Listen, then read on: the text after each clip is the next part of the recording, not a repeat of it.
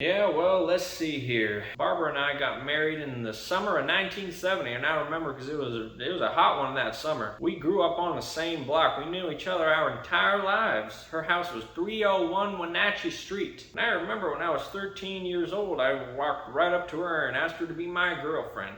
And so we dated for about 10 years, and then I got drafted, and I didn't see her for about 6, 7, or 8 years or something. And then when I got back, she was with someone else. She was dating my cousin, of all people. She thought I died. Someone told her I had died. That was the awkward part. But I didn't care. I just walked right up to her and I asked her to marry me. And by golly, she said yes. We got married that self-same hour. Around 1972 is when we got the company up and running. Or was it 73? I can't remember. May have been 74 actually, now that I think about it.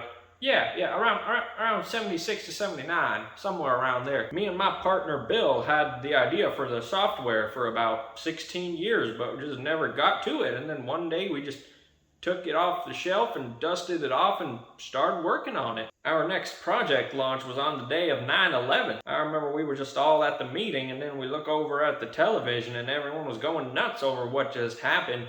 I thought the stock market crashed or something, but come to find out, some Terrys thought it was a good idea to fly a building into those two planes. And then in 1995, I think that was the year if I recall correctly, I was on the committee to design a wire for the chip for the brightness adjustment button on what they called the computer at that time. And that took us several years before we finally got green lighted to work on the power button. But then they started coming out with all them telephones and iPodular devices and all them doohickeys, and our department nearly got shut down. Steve Jobs, more like Steve's taking away my jobs.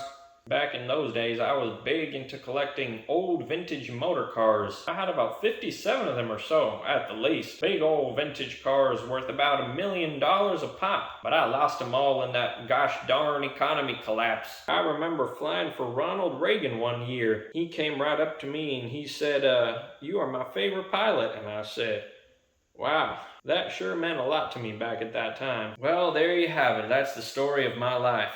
It ain't much, but it's enough for me.